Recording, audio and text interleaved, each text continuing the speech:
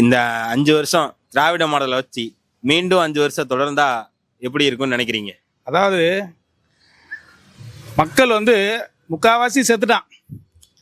இன்னும் 5 வருஷம் ஆட்சி அவங்களது அமையுதுன்னு நினச்சாலே அவன் தூக்கு மாட்டின்னு செத்துருவான். உதாரணம் சொல்கிறேன். எங்கள் வீட்டு பக்கத்தில் ஒரு அம்மா இருக்காங்க.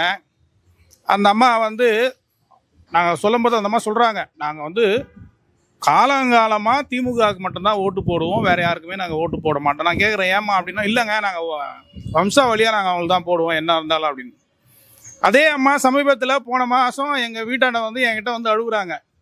என்னம்மா அப்படின்னு கேட்டால், என் பையன் கஞ்சாவுக்கு அடிமையாகி என்னையும் அடிக்கிறான், எங்கள் வீட்டுக்காரையும் அடிக்கிறான், ரொம்ப அராஜகம் பண்ணுறாங்க.